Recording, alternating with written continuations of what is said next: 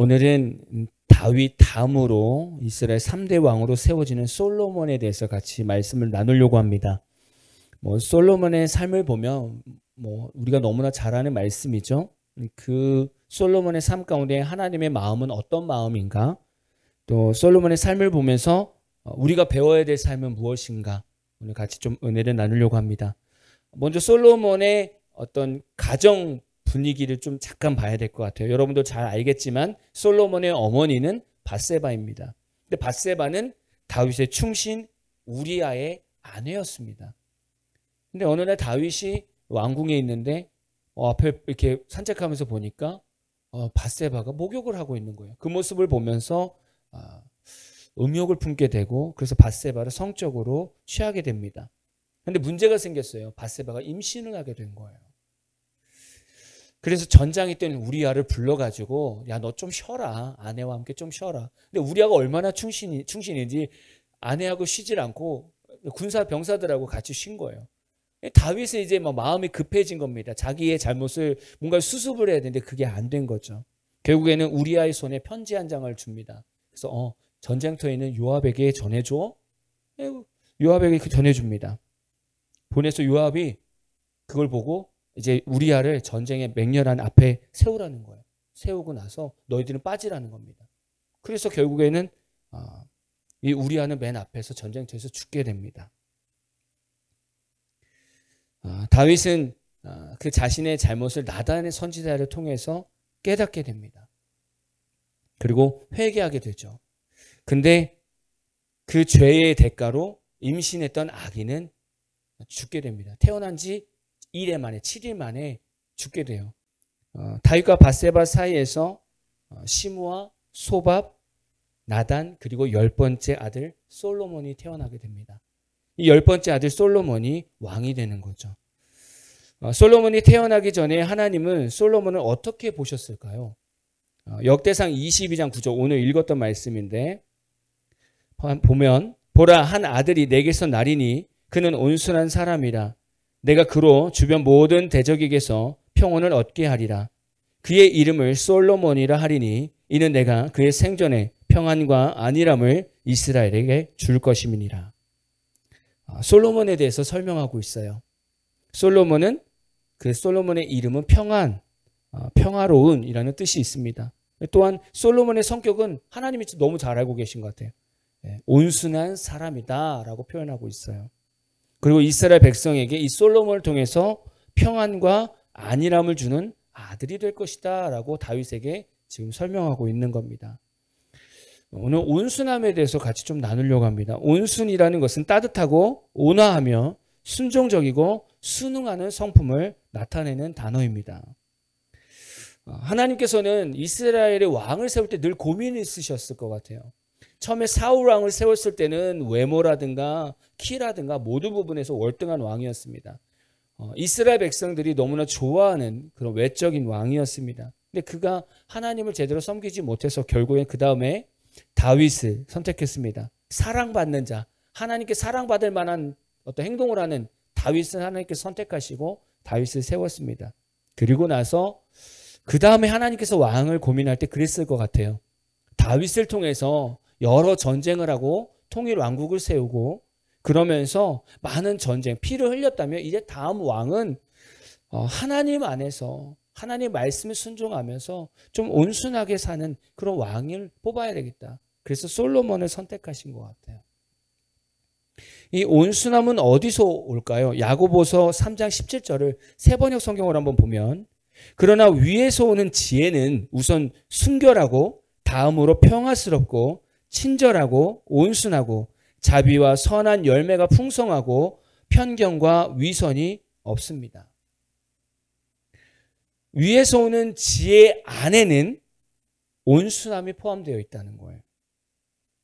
우리가 예수를 믿으면 그 예수 안에는 온순한 성품을 얻을 수 있다는 겁니다. 솔로몬은 사실 태어나기 전부터 이미 그 온순한 성품이 타고났는데 물론 우리도 예수 믿으면서 온순한 성품을 가질 수 있습니다. 어떻게 해요? 잠언 9장 10절입니다. 여호와를 경외하는 것이 지혜의 근본이요 거룩하신 자를 아는 것이 명철이니라. 지혜 안에는 온순함이 있대요. 그 지혜를 어떻게 얻냐면 하나님을 경외하는 것부터 시작된대요. 하나님을 높이고 하나님께 예배하는 그 삶부터 시작되는 거예요. 그 삶이 있는 성도에게는 온순함이 있는 거죠. 잠언 15장 4절 볼까요? 온순함 왜 중요한가? 온순한 혀는 곧 생명나무이지만 패역한 혀는 마음을 상하게 하느니라.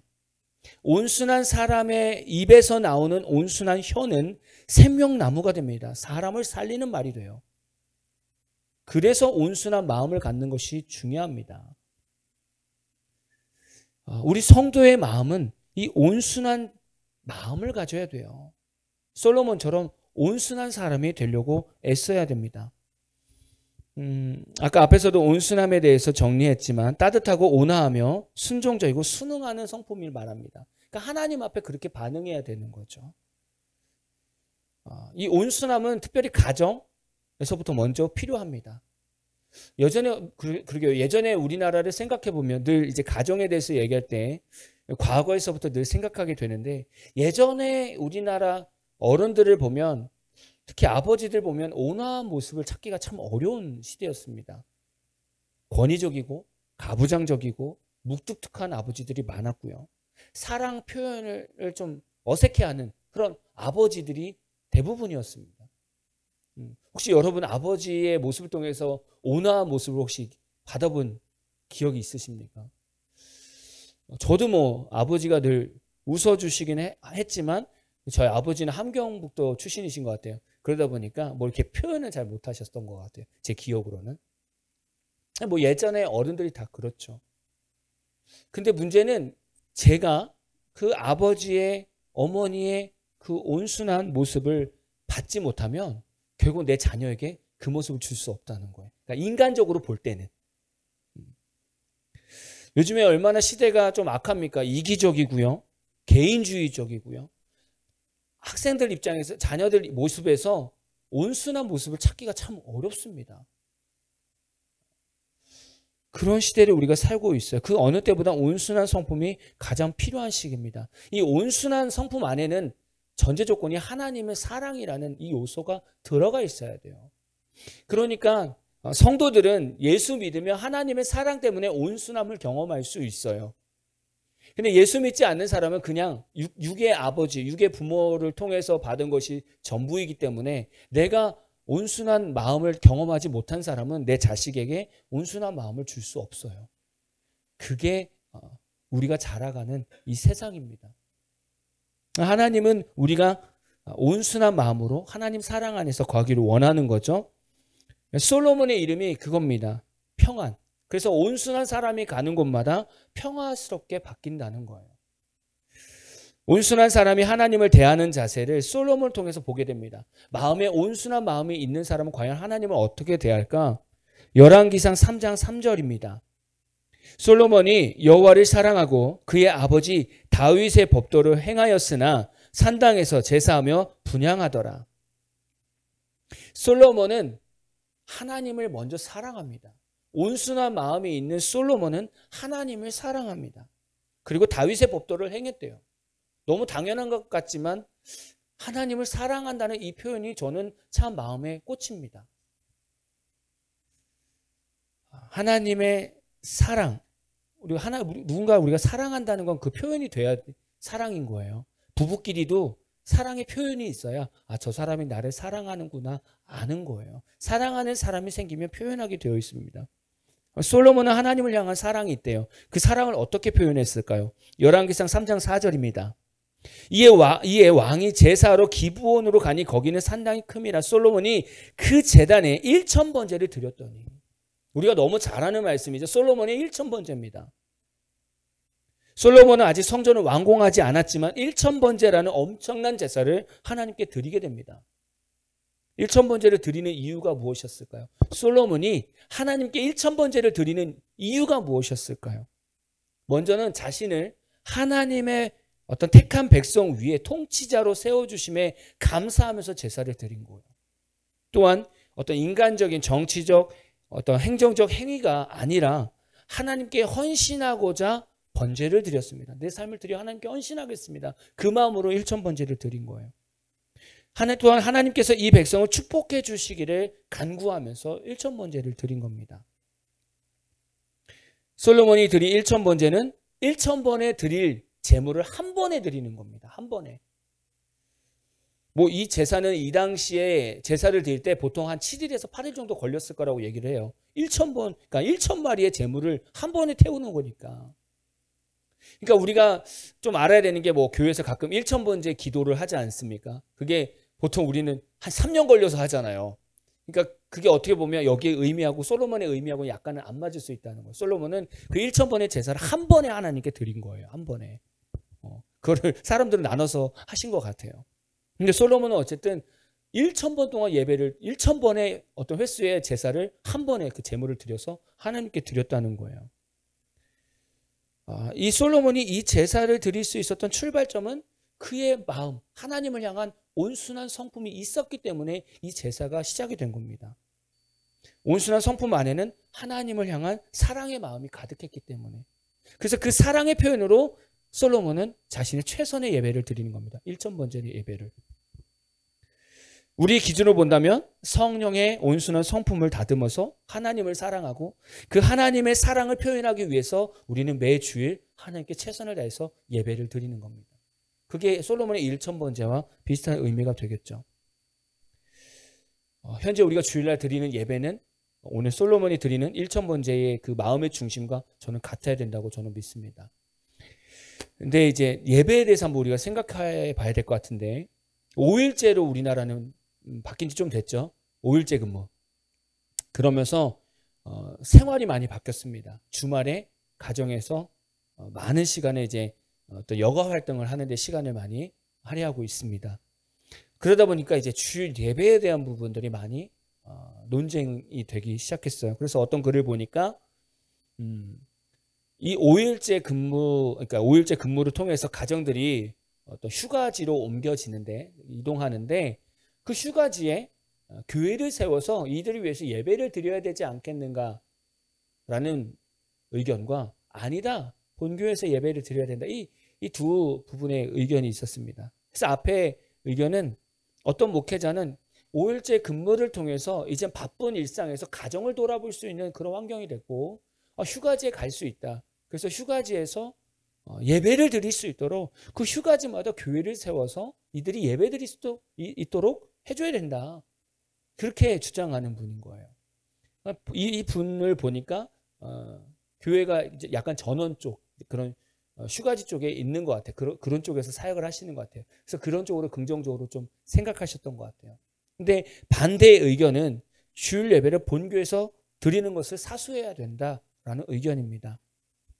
1년에 한두 번 정도 휴가 때문에 휴가지에 가서 어쩔 수 없이 그곳에 예배를 드려야 된다면 오케이, 그럴 수 있지만 그런 어떤 무분별하게 주말에 계속 빠지면서 자신의 삶을 위해서 휴가지에서 휴가를 가서 거기서 예배를 드리는 것을 찬성하고 또 거기에 맞춰서 그런데 교회를 세우는 것은 조금은 생각해야 될 문제다. 왜냐하면 사람들이 계속 거기만 가는 것도 아니고 다양한 곳을 다니고 늘 거기만 사람들이 몰리는 것도 아닌데 교회가 나중에 문이 닫힐 수 있는 상황도 될 수 있다. 근데 무엇보다도 이렇게 됐을 때 성도들이 자꾸 본교회 예배, 주일 예배를 빠지기 시작하면 교회 예배, 헌신 그리고 성도 간의 교제가 무너질 수 있다. 그래서 교회 공동체가 무너질 수 있다라고 주장하는 거예요. 저는 당연히 후자의 입장입니다. 휴가지에서 예배를 드리는 것이 과연 온전하게 예배가 될 수 있을까? 여러분은 어떠십니까? 이거는 저 신학교에서도 저희 동기들하고도 이렇게 얘기했던 그런 얘기이기도 한데 과연 목회자가 어떻게 예배를 지켜나갈 것인가? 이런 논쟁을 했었었는데 여러분들 다 마찬가지겠지만 여행을 떠났을 때 마음이 주가 예배입니까? 여행입니까? 당연히 여행이 주죠. 그러니까 예배는 그냥 내가 가서 출석 체크하는 거예요. 그냥. 그게 여행지에서의 예배가 될 수 있습니다. 현대시대 주일 예배는요. 아까 말씀드렸지만 솔로몬의 1,000번제의 의미와 예수님의 십자가 사건과 또 하나님에 대한 사랑의 표현까지 다 포함되어 있는 것이 주일 예배입니다. 이게 우리가 기본 주일 예배의 개념인 거죠. 다시 말하면 하나님의 자녀로 부르심을 받은 것에 대해서 우리가 예배에 나와서 감사하면서 고백하는 거예요. 그리고 예수님의 그 십자가의 은혜와 부활의 기쁨을 감사하는 것이 주일이에요. 그리고 하나님의 사랑이 얼마나 큰지를 우리가 다시 그 사랑에 반응하는 시간이 주일 예배입니다. 그리고 본교에서 예배를 드리는 것이 그리스도의 몸된 교회의 일원으로서 이 몸을 유지하는 그런 시간입니다. 뭐 예를 들면 좀 잔인한 예가 될 수 있지만 우리가 눈이 피곤하다고 해서 눈을 잠깐 빼놓고 밖에다 빼놓고 있다가 얼굴에서 집어넣지 않지 않습니까? 막 팔을 열심히 일해서 너무 힘들어. 내 팔 너무 고생했어. 그렇다고 해서 팔을 몸에서 뽑아가지고 쉬겠다가 다시 몸에다 붙이는 그런 일은 안 하지 않습니까? 교회를 생각해 본다면 그리스도의 몸된 교회입니다. 성도 한 사람 한 사람은 다 거기에 지체입니다. 근데 매 주말마다 아니면 종종 다 나가서 주말에 다른 곳에 지내고 있다면 몸된 교회는 다 갈기갈기 찢어지는 거예요. 거기에 불신자들이 와서 예배를 드린다.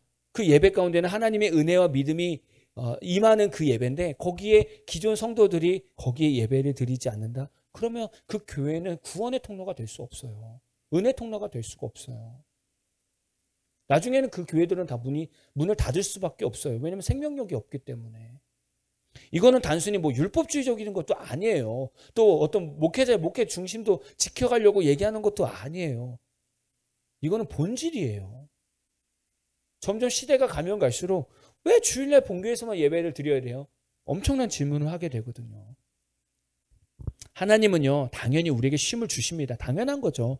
우리에게도 안식을 주시긴 주십니다. 근데 마태복음 11장 28절에는요, 예수님께서 수고하고 무거운 짐진 자들아 다 내게로 오라. 내가 너희를 쉬게 하리라.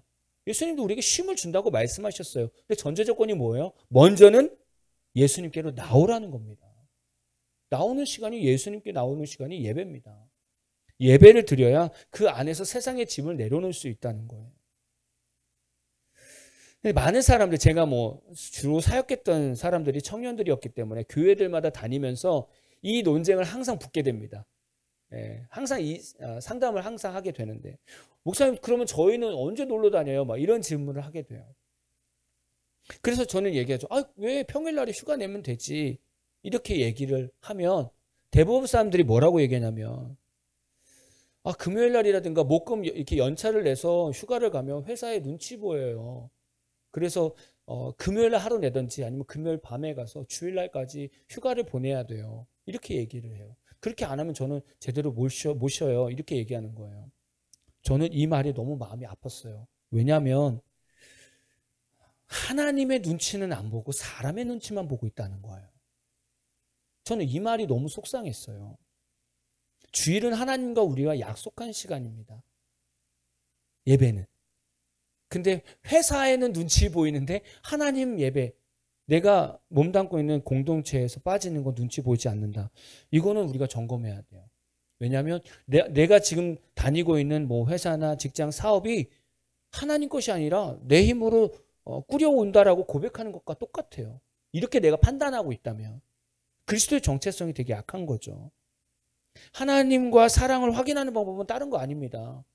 예배입니다. 우리가 하나님께 표현할 수 있는 게 뭐예요? 내가 구원받은 것을 감사함으로 표현할 수 있는 게 다른 거 없어요. 예배밖에 없어요. 여러분, 헌금이 하나님께 사랑의 표현이 아닙니다. 다 아까 제가 대표 기도할 때 말씀드렸지만 모든 물질은 다 하나님 거예요. 거기서 그냥 우리가 구별해서 감사한 마음으로 드리는 게 헌금이었고, 하나님께서 구별하라고 하니까 10의 1조로 구별해서 드린 것뿐이지, 헌금을 통해서 우리가 하나님께 사랑을 표현할 방법은 없는 거예요. 우리가 하나님께 사랑을 표현할 방법은 다른 게 아니라 하나님 고맙습니다라고 하나님 앞에 나와서 예배하고 찬양하고 또 하나님의 말씀을 귀담아 듣고 그대로 살아가는 것. 이게 다예요, 사실은. 근데 우리 크리스찬들은 본질을 다 빼버리고요, 나머지 사이드 어떤 삶을 가지고 자꾸 논하려고 해요.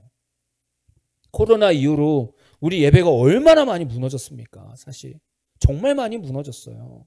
코로나 이후로 가난한 성도들이 얼마나 많이 늘었는지 몰라요. 우리 다시 하나님께로 돌아가야 돼요. 다시 예배로 다시 돌아가야 돼요. 솔로몬의 1000번째 제사가 어떤 결과를 만들어냈습니까? 열왕기상 3장 5절입니다. 기브온에서 밤에 여호와께서 솔로몬의 꿈에 나타나시니라. 하나님이 이르시되 내가 내게 무엇을 주고 너는 구하라. 솔로몬이 제사를 드리면서 기브온에서 잠이 들었어요. 그때 하나님께서 솔로몬의 꿈에 나타나서 야, 내가 내게 뭘 줄까? 이렇게 하나님께서 말씀하셨어요. 보통 우리 삶에 한번 기도를 생각해 보세요. 보통 우리는 내가 먼저 하나님을 자꾸 찾습니다. 내가 뭔가 필요할 때 자꾸 하나님을 찾습니다. 근데 하나님은 솔로몬에게 찾아가서 내가 너에게 뭘 줄까? 하나님이 먼저 우리한테 요구를 하신다는 거예요. 내가 다 들어줄게. 말해봐. 솔로몬이 지금 하나님의 이러한 요청을 듣게 됩니다. 왜요? 하나님께서는 무엇보다 솔로몬의 마음에 감동받은 거예요. 마음을 드려지는 예배를 통해서 하나님은 감동이 된 겁니다. 천마리의 제물을 한 번에 드리는 게 쉬운 일입니까? 물론 왕이니까 뭐 천마리고 만마리고 모을 수는 있죠. 그 다 태워지는 그 시간 동안 하나님 앞에 서서 예배 드리는 것이 쉽겠습니까? 어떤 왕이 이렇게 예배 드렸습니까? 어떤 왕이?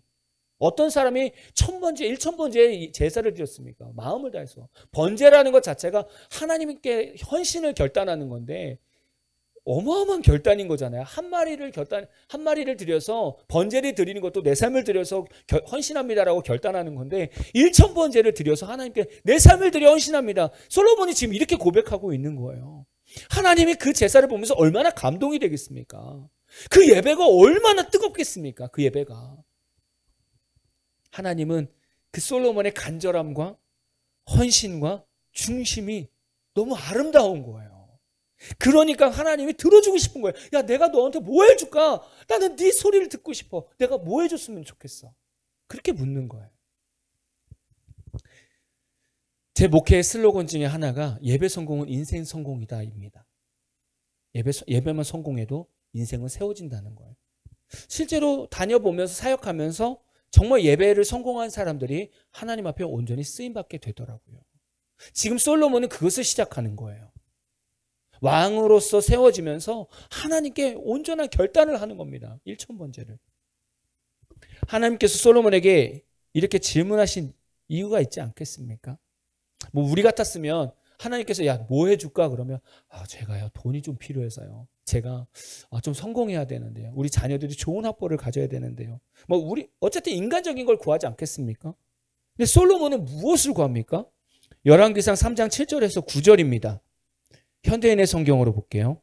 나의 하나님 여호와여, 이제 주께서 나의 아버지 다윗을 이어 나를 왕이 되게 하셨는데 아직 나는 어린아이와 같아서 내 직무를 어떻게 수행해야 할지 모르고 있습니다. 게다가 내가 다스릴 주의 택한 백성들은 그 수가 헤아릴 수 없을 만큼 많습니다. 그러므로 주의 백성들을 잘 다스리고 선과 악을 분별할 수 있는 지혜로운 마음을 나에게 주소서.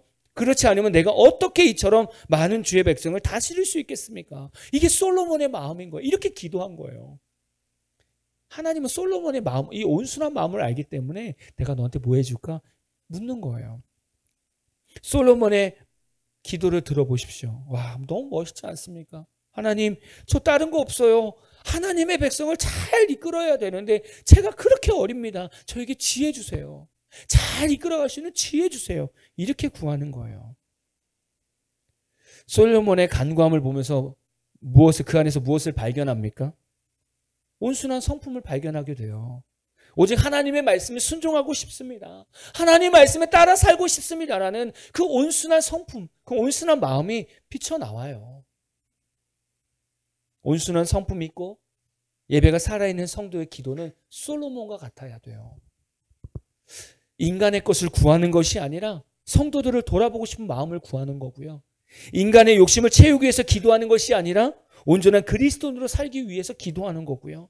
인간적인 성공을 구하는 것이 아니라 주변에 있는 사람들을 세우고 구원하기 위해서 지혜를 구하는 거예요. 그게 온유한 마음으로, 온순한 마음으로 예배로 온전히 서가는 성도들의 기도입니다. 하나님께서 좋아하는 기도는요, 다른 것이 아닙니다. 사랑을 근거로 한 중보기도입니다. 하나님께서 좋아하시는 기도예요. 중보기도는 다른 사람을 사랑하는 마음으로 시작하는 기도입니다. 내 기도 중심이 아니라 다른 사람을 위해서 더 많은 기도로 할애한다는 거예요. 하나님은 이 기도를 통해서 기뻐하시고 이 중보기도를 통해서 내 기도도 응답하신다는 거예요. 솔로몬이 지금 자기 것을 구했습니까? 왕좌에 오래 생활해야 되는데 잘해야 되는데 그러니까 뭐 왕의 자리에서 뭔가 누릴 수 있는 좋은 걸 구했습니까? 그게 아니라 왕의 자리에 서 보니까 너무 부담스러운 거예요. 하나님의 백성을 잘 다스리고 싶은 거예요. 하나님의 말씀대로 잘 살고 싶은 거예요. 그게 단 거예요.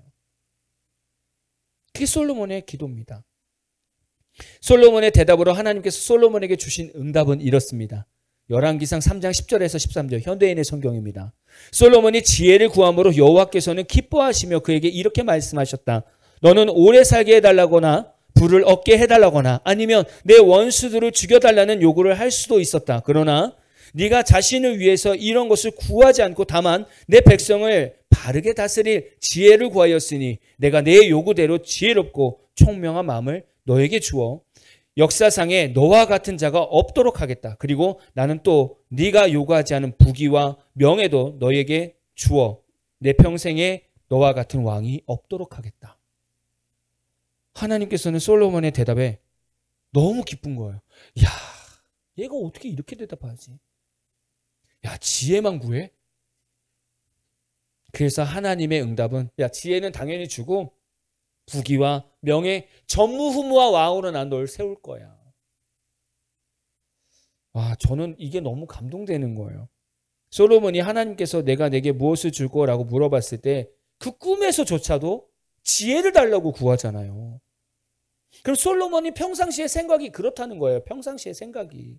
사람이 그렇잖아요. 사람이 누군가가 옆에서 갑작스럽게 질문을 하면 그의 대답은 평소에 내가 생각했던 답을 얘기할 수밖에 없어요. 평상시에 내가 살아온 얘기를 할 수밖에 없어요. 저도 이제 극동방송에서 라디오를 진행하면 PD님이 꼭 오프닝 때 대본이 없는 질문을 꼭 하세요. 본인이 생각나는 질문을 막 하세요. 얼마나 당황스러운지 몰라요. 갑자기 무슨 철학적인 질문을 하거나 뭐 이런 정의를 내는 질문을 막 던지세요. 그럼 뭐 저는 당황스럽죠. 당황스러운데 결국 제 입에서 나오는 답은 그겁니다. 내가 평상시에 생각했던, 묵상했던, 아니면 평상시에 내가 살아온 삶 바탕에서 답을 내릴 수밖에 없어요. 그러면 솔로몬의 이 대답은 평상시에 지금 솔로몬이 생각하고 있는 간절한 마음인 거잖아요. 백성들을 향한 하나님 앞에서 온전히 왕이 되고 싶은 그 생각이 솔로몬 안에 늘 있었던 거잖아요. 그게 하나님께 감동이 되는 거예요. 솔로몬의 이러한 생각이, 이러한 기도가 어디서부터 표현이 됩니까? 바로 예배에서부터 표현이 되는 거예요. 1000번째 예배가 남다른 거예요. 이후로, 이 전후로 솔로몬처럼 1000번째 그런 뜨거운 예배를 드린 왕이 있었습니까? 인물이 있었습니까? 지금까지도 없었을걸요? 지금 우리 시대까지도. 이렇게 예배를 전하는 저 또한도 1000번째는 둘째치고요. 제대로 한 마리 제물을 제대로 드리고 있을까? 이런 고민을 하는 예배입니다. 솔로몬이 하나님께 이렇게 지혜와 부귀와 명예를 얻을 수 있는 것은 다른 게 아니라 1000번째 마음이 드려지는 예배에서부터 시작된 거예요. 오늘 말씀을 보면서 과연 우리는 어떻게 적용해야 될까요? 내 안에는 하나님이 기뻐하실 만한 온순한 마음이 있을까? 나의 2023년도 예배는 어떠했을까? 어땠을까? 나의 기도는 나의 것을 구하기보다 중보 기도에 힘썼을까? 오늘 말씀을 통해서 여러분에게 질문을 던졌으면 좋겠습니다. 그리고 2023년도를 마무리하고 2024년도를 기다리는 정말 중요한 오늘, 우리는 솔로몬의 삶을 보면서 다시 확실한 결단을 해야 됩니다. 2024년도에는 정말 주님 중심에서 예배 중심으로 살기를 결단하고요. 온전한 기도 생활을 하기를 결단하고요. 온순한 성품을 얻기 위해서 하나님께 지혜를 구하고요. 하나님께 사랑을 표현하고 이웃에게 사랑을 표현하는 2024년도가 되기를 우리 같이 결단해야 됩니다. 오늘 솔로몬의 삶이 사실 저에게 너무나 도전이 됩니다. 나는 정말 1000번째와 같은 예배를, 뜨거운 예배를 드리고 있었는가? 그래서 오늘 찬양을, 앞에 찬양 한 찬양을 더 늘린 거예요. 하나님께 더 찬양하고 싶어서. 그래서 이제 앞으로 더 앞에서 찬양 3곡을 드리면서 더 하나님께 좀 마음을 표현하고 싶은 겁니다. 여러분, 다시금 우리의 예배 삶을 다시금 돌아보고요. 하나님께 정말 열정적으로 예배하는 저와 여러분 되기를 진심으로 축복합니다.